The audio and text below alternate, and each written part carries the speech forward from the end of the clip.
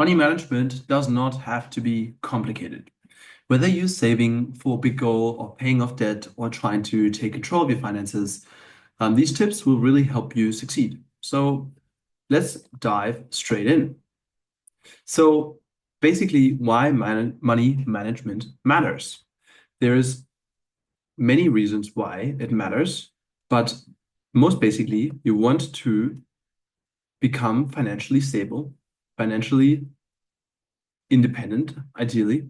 I bet you do, at least. It's obviously up to you what you want, but you want to not be stressed, you want to really achieve your long-term goals, you want to build wealth through smart investing strategies. And so, that's, I guess, the goal of many people, including myself. I want to become financially independent and, have had success with the strategies that I've used. And it's basically really important that in order to be able to do that, you have to be able to manage your money intelligently. You know, you want to pay off your debt. You want to ensure that you set yourself up for a successful future. And money management is really, really important in the way that how you learn to deal with your income and your expenses and how you manage to save and invest, donate, and do all these things. And in this module, we want to teach you some practical tips how to best do that and how you can make it really easy and just some really important considerations that I had to also learn and that are, not commonly taught in school and that you don't commonly learn, unless you have a wealthy parent, then you have big advantage over someone that lives in a normal family that where the family may not have had financial literacy. It's really important to learn these principles, and really rich people have taught them, teaching them, and are preaching them because it's really important that we keep those in mind. This is really important because imagine in 30 years' time, you live a relatively lavish life, having invested intelligently over a long time horizon, consistently increase the amount of investment with your rising income, having made over €1 million because you have, made the decision to invest from an early age and have done so consistently and have done so successfully because you weren't gambling with your money. You weren't, going to the casino by betting on a stock that you don't actually know the underlying fundamentals of, but instead you have invested broadly, consistently into the market that has increased in value over a long time horizon, and you're therefore able to buy your own home. You're therefore able to, afford maybe a nicer holiday at some point through the passive gains that you make. Because at some point when you have a lot of money in your investments, and let's say you make, a moderate 8% on, say, your million that you would have saved, or even if it was 100,000, you would be making like 8,000 if it was 100,000 passively throughout that whole year, which is a pretty good amount. Or if you had, like, let's say, 1 million, you would make 80,000 for doing absolutely nothing at all. And this is something that you can afford if you are consistent and you continuously learn and grow and implement a strong, intelligent investment strategy, which we try to teach in this course. And so, a very key one is saving. Saving money is not to be underestimated. Everyone should and can save to have money left over, no matter how small the amount. Let's say you are doing an internship and you don't earn a lot of money, but you earn just enough maybe to get by. I think, even if you don't make a lot of money, you can save so that you have something left over. And you don't necessarily have to do this at the quality of life that you have. You can, you know, make small decisions that will compound. Like maybe you are a coffee drinker and you like to go to drink coffee at your local barista. And it costs you €5 to buy yourself a coffee every single time. And now you may think, oh, €5, nothing, like whatever, doesn't matter. But if you don't have a lot of money and you go, even if you have more money, and you go there every single day and you buy yourself a coffee for €5, that money really adds up. And it really, you know, starts eating into your bank account, and you will notice it because €5, let's say 5 days a week, you have a €25 payment. So €100 every 4 weeks / 1 month, like let's say €100 a month. That's times 12. That's $1,200 every single year that you pay on coffee. That's a lot of money if you think about it, you know. And if you can reduce those costs, and let's say you instead go and buy yourself some coffee powder to use in the coffee machine you have in the office to reduce your costs, those kind of decisions will make you so much money in the long term. Like having that cost mindset in your head, and you can save money. Even if you have €1,500, you can reduce it and live below your means a little bit, and still have a really good time by making smart financial decisions. And this is really, really key. It's important to track your expenses to know where your money is going, and really go to court with your expenses. It's really, really important because if you cannot live below your means, it's very difficult to make money and to be able to become financially free, because you won't have the money left over to invest and to grow your wealth in the long run. And if you had invested, let's say, that money, you will have a lot more money in 10, 20 years time if you stay consistent in that way. So, living below your means is really important to build wealth over time. And, even with increasing wealth, you can then afford more. But in order to get to that point, maybe you have to live for some time where you don't spend a lot of money, and you can do other things that might not cost you a lot of money. And that's okay, because the long-term benefits are really, really key. You can start with a small amount, maybe like, instead of buying coffee every day, you now buy coffee powder, use the local coffee machine, use filter coffee. That's what I did at work. Like, it's a really good way to reduce your money, to reduce your expenses. And instead of going out for eating every day, like, doing meal preps where you say you make yourself a nice couscous dish, you don't even have to eat worse. It's just putting in that extra effort to save some money, because it will really stack up. And if you can instead save that money, put it away, put it into an investment, imagine you have an extra $1,200 that you invest every single year because you don't drink your coffees from the barista. And then, we did that calculation last time, how I think in 50 years' time, with a 10% annual growth, you have, I think, like 1.7 million. Yeah, we did the math, and we had €100 a month invested, so 1,200 in that year. With a 10% growth rate, you would have in 50 years €1.7 million. Imagine you would just stop drinking your coffee. You invested that €100 a month into an ETF with a 10% growth rate, and after 50 years, you would have 1.7 million. Like, you could literally become a millionaire by stopping to drink your €5 coffee every single day. It's really adds up, trust me. And like, those small decisions can really amplify in the long run. So yeah, keep that in mind. So start today and start saving your money. Start thinking, how can I reduce my costs? You don't have to live like, you're homeless under a bridge, whatever, and you don't have any money. But like, you want to find ways to intelligently reduce your costs where it's really unnecessary, and have more of that income generating mindset. Like, how can I make more, And that way you'll be able to compound your wealth over time. Okay, in terms of how we manage our accounts, we have two steps that we go through here, to go through the basic points, where we want to have step one, an emergency fund of approximately our monthly expenses times 6. So we want to have 6 months of expenses saved up in a bank account to make sure that we are safe in an emergency kind of situation. You never know what's going to happen in life. It's important to have this money so that you are independent, and so that you can work towards financial freedom to eventually get to that next basket, is where we can start investing, where we get in the game. But we will slowly start getting in the game in step 1 as well, but we will use most of our income to spend on our investments.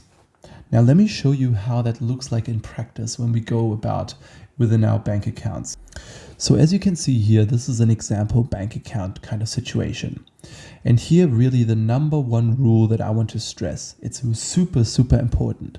Rule number one in money management is always pay yourself first. Don't pay for everyone else and then pay yourself. Always pay yourself first and then you pay the others. So what do I mean with that? So basically, when we have our monthly income of $3,000 or euros or whatever, as an example, it can be any amount. If you have, you're doing an internship, maybe you're earning 1.5 grand a month. That's quite common. Or you're earning, even more money or less money. Like, it doesn't matter. You always want to pay yourself first. So you therefore will not first pay your expenses and then start saving or investing. No, you want to do that right at the very start. So you get your 3 grand and then you take 20% minimum, depending on how much you can spare, to then save and invest. And with save, you put that into your saving account for your emergency deposit. Okay? So you will take 20% of 3,000, that's 600 euros. And because we still want to get into the game of investing to learn about it and to start small, we can still then put a little amount. And this doesn't have to be a lot because most brokers allow you to invest from like 5 euros or whatever. So you could, even if you do 10 euros a month, that's already fine. If that's what you can afford, you do 10 euros a month and then you already get into the game and you learn about it and you can already see the ups and downs and get to learn more about it. And maybe at some point you get gifts from your family or whatever. You get my point. You get into the game, you start investing. Although it's going to be a small amount, most of it you will save. You will then have a pleasure account, say 5% to use to like have fun and do cool stuff that you enjoy. If you go on trips, it could be a travel account, it could be whatever you want. And then we have donations. Donations are not to be underestimated. There's no scientific explanation or any explanation that I can, think of, any, causal connection to it. But a lot of rich people have said that donating made them more money in the long run. They're good thing to do. They're not just that they make you feel really good as well. It's because you put your money there, it gives you energy, it gives you positivity, just that you're doing something good and you help people out. And this is, I believe, something so fundamental to wealth building. And a lot of really rich people have done it. There's the example of Rockefeller, the person that started the largest monopoly company in human history. It's called Standard Oil, which was associated with the drilling and exploration and use of oil.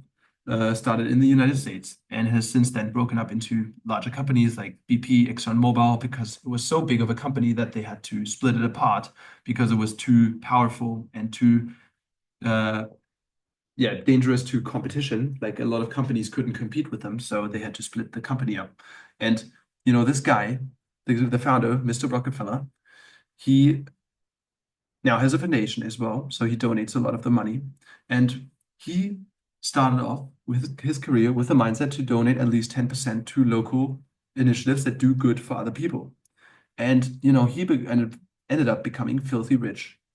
There is many other people that preach it, that say donating is so key.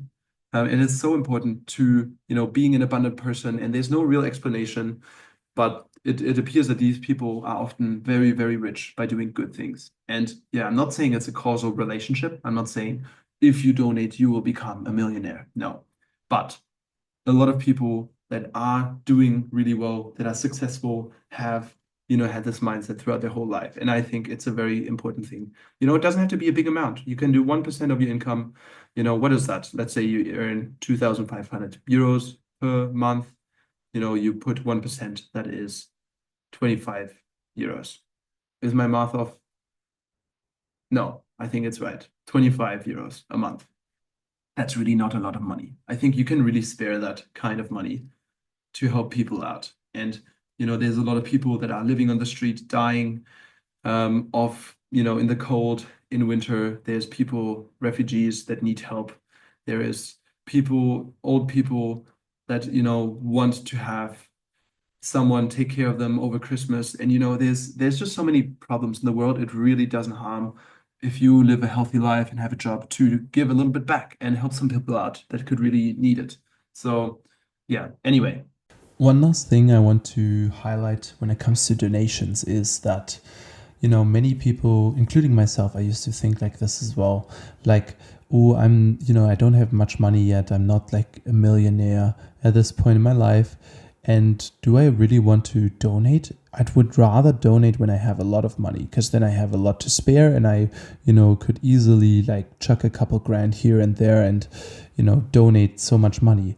But the reality is, that it's really a skill you have to learn. It's more like, like a type of game you have to learn to play, or a muscle you need to train in a way. Because, I think when you donate and you are not yet super rich, it will, help you to do that, to make that decision once you are super rich. Because, chances are that if you don't donate now, that once you are rich, you're also, going to be too greedy to give to good causes, to people that need it. So that's why I think it's important to start early.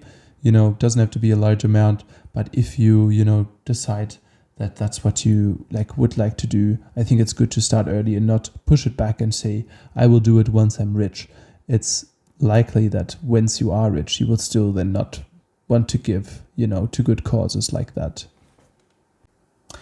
Then, when we jump into step 2, this is where it gets more interesting, because now you have your emergency deposit covered, and that's why now you are ready to move towards step 2, which is you start investing that 20% and all of that, because you have enough cash saved up to survive in an emergency situation on your own, and therefore now you're ready to spend more money on your investments and actively invest every single month a lot of your income, minimum 20%.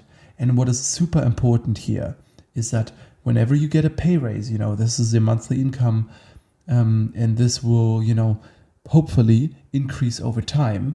My uncle, who has done quite well for himself financially, has always said that you want to ideally increase your income by 20% each year. So you want to double your income every 5 years, right? And so let's assume, you want to do that. Then every time you get a pay raise, you want to put 50% of that into your investments. So you want to have 50% of your pay increase to be in your investments as well. And so that way you will be able to significantly increase your investments and also live a more lavish life, as you still have the other 50% of that increase to do whatever you want with. And so it's a really good system to stay consistent and invest over time. Another one that I did not mention here, but you could specify out as well if you want to, distinguish that, is to invest into your education, or education as a separate budget form. But I just included that here as an investment because, in my opinion, education is an investment, and maybe even the highest leverage investment that you can do to, increase your earnings over time. Basically, key takeaways: live below your means, save money. Honestly, save money. Most people think, oh, but I can't, I'm not earning a lot, I don't have so much money yet. Even if you don't earn a lot of money, let's say you earn 1,500 euros, you can pay rent and then, have fun with your friends, and you want to go out and have some beers. Don't go to the bar and buy a beer. Buy yourself a sixer and then, chug it and then go out. Like something like that, Find a way to save money. Keep some money left over so that you can have, say, 100 euros to still invest. And that will really set you up. And it's really important to keep that in mind.